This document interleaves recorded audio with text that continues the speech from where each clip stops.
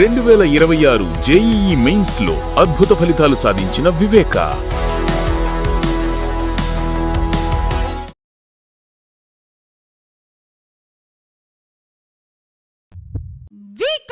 Multi speciality hospital star శ్రేణి limited లో సభ్యత్వం పొందండి. మీకు చేసుకునే పొదుపుపై అత్యధిక వడ్డీ పొందండి. మీ గోల్డ్ పై అత్యధిక విలువలో.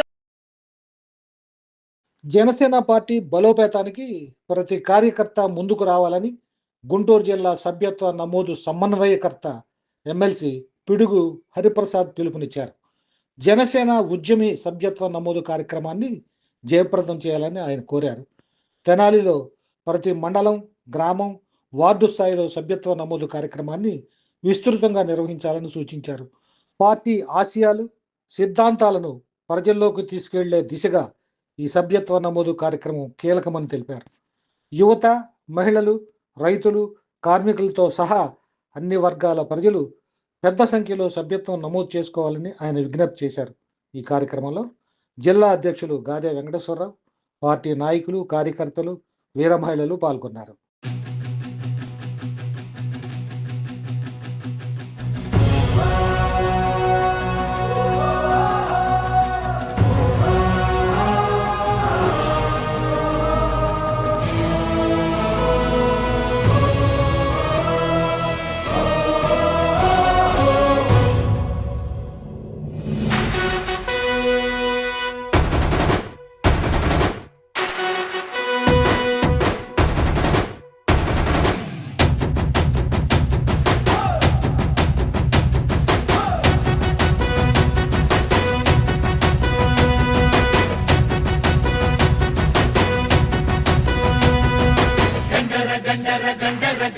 గర్జిస్తూ ఉన్నది జనసేన జెండా. గండర గండర గండర గండ గర్జిస్తూ ఉన్నది జనసేన జెండా. గండర గండర గండర గండ గర్జిస్తూ ఉన్నది జనసేన జెండా. గండర గండర గండర గండ గర్జిస్తూ ఉన్నది జనసేన జెండా. తెల్ల తెల్లని జెండా ఇది తెలుగు. నాయకులందరికీ నా హృదయపూర్వక నమస్కారం. తెనాలి ఎంతో రాజకీయ చైతన్యం ఉన్న ప్రాంతం అనేది విన్నాను. ఈరోజు మిమ్మల్ని అందరినీ చూసిన తర్వాత, మీ మాటలు విన్న తర్వాత అది 100కి 100 పాళ్ళు నిజం అని నా మనసు చెప్పింది.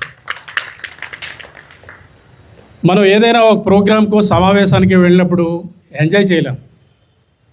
కానీ ఈ రోజున ఇక్కడ కూర్చొని మీరందరూ మాట్లాడుతుంటే, ప్రసంగాలు అయిపోయిన తర్వాత ఇంకొక 2-3 ఎవరన్నా మాట్లాడితే బాగుండు అని ఒక భావన నాలో ఈ రోజున. అందరూ రాజకీయ చైతన్యంతో, పూర్తి సంపూర్ణమైన అవగాహనతో ఉన్నారు. ముందుగా నేను మీకు విషయం చెప్పాలి. నేను తెనాల్లో మీటింగ్ చెయ్యాలి అని అనుకోలేదు. ఈ పార్లమెంటు పరిధిలో 7 నియోజకవర్గాలు ఉన్నప్పటికీ తెనాలి అనగానే వద్దులే, మిగతా 6 నియోజకవర్గాల్లో చేసి సరిపెడదాం అనుకున్నాం. 2 రోజుల క్రితం మనోహర్ గారు అడిగారు, తెనాలి ఎప్పుడు వెళ్తున్నావు అని. వెళ్ళమంటారా? వెళ్ళాలి కదా, మరి నీకు బాధ్యత ఉంది కదా అన్నారు. తెనాలి అనగానే ఆయన ఎంత డిసిప్లిన్గా ఉంటారో తెలుసు. ఆయనతో ప్రయాణిస్తున్న మీరెంత డిసిప్లిన్గా ఉంటారో తెలుసు. మీకు చెప్పడానికి నా దగ్గర ఇంకా అదనంగా ఏముంటుంది అనే భావంతో మీరు వెళ్ళమంటే వెళ్తానని ఇంత ఏదో ఎక్కడో లోపల ఒక బెరుగుతోనే నేను ఈ ప్రాంతానికి ఇక్కడికి వచ్చాను. ఈ రోజున మిమ్మల్ని అందరిని చూసిన తర్వాత సంతోషంగా ఉంది. మీ టార్గెట్స్ చూసిన తర్వాత కూడా చాలా ఆనందంగా ఉంది. కుప్పం అనగానే చంద్రబాబు నాయుడు గారు గుర్తొస్తారు. పిఠాపురం అనగానే పవన్ కళ్యాణ్ గుర్తు వస్తారు. తెనాలి అనగానే చిరస్థాయిగా మనోహర్ గారి పేరే గుర్తు రావాలి. ఇక్కడ సభ్యత్వం ఎలా ఉండాలి అంటే, ఎవరైనా ఏ పార్టీకి చెందిన వ్యక్తి అయినా సరే పోటీ చేయడానికి మనోహర్ గారి మీద భయపడే విధంగా ఉండాలి. బెస్ట్ ఆఫ్ 3లో ఉంటామని మీరు చెప్పారు, చాలా సంతోషం. అయితే అది అచీవ్ చేయడానికి ఏం చేయాలో కూడా నేను మీకు చెప్తాను. మన వెంకటేశ్వరరావు గారు ఇప్పుడు 200x5 లక్ష అన్నారు. అది రీచ్ అవ్వటం కూడా అంత సులభమైన విషయం అయితే కాదు. కొత్త వారిని, కొత్త యువతను మన ఈ సభ్యత్వం పరిధిలోకి తీసుకొచ్చి సభ్యులుగా చేర్పించాలి. ఎందుకంటే మన పార్టీని ఎక్కువగా ఆదరించేది, మన నాయకుడు అడుగుజాడల్లో నడిచేది యువతే కాబట్టి యువత మీద ఎక్కువ కాన్సన్ట్రేషన్ చేయండి. కొత్త సభ్యత్వాల మీద కాన్సన్ట్రేషన్ చేయండి. చేస్తే టార్గెట్ రీచ్ అవ్వడం కష్టమైనప్పటికీ మన ప్రయత్నం వృధా కాబోదు. మీరు ఇంతమంది 200 మంది ఉన్నారు.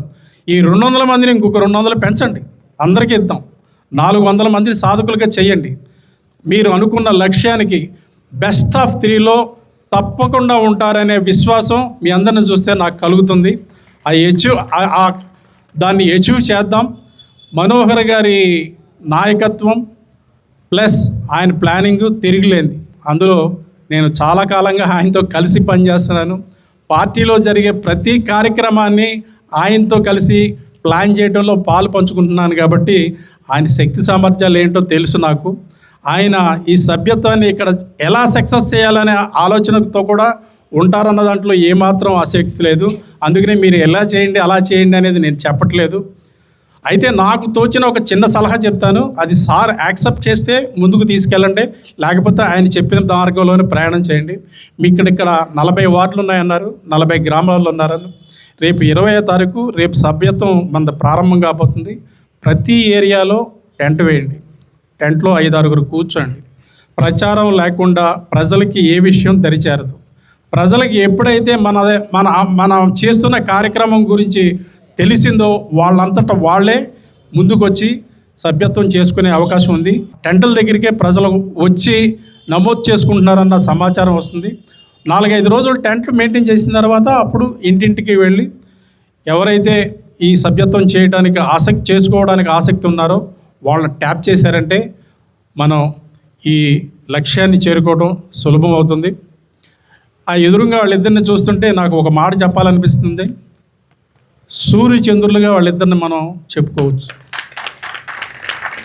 అటువంటి వ్యక్తుల సేవలు ఈ రాష్ట్రానికి చాలా అవసరం. మనోహర్ గారిని చూసి ఆయన పనిచేసే విధానం చూసి నేను చాలా నేర్చుకున్నాను, నేను చాలా లాభపడ్డాను. నిజానికి నాకంత పొలిటికల్ కాన్షియస్నెస్ లేదు. నేను పాత్రికేయ వృత్తిలోంచి వచ్చాను. అబ్జర్వ్ చేసేవాడిని. ఏనాడు నేను రాజకీయాల్లో రావాలని కోరిక నాకు ఏనాడు లేదు.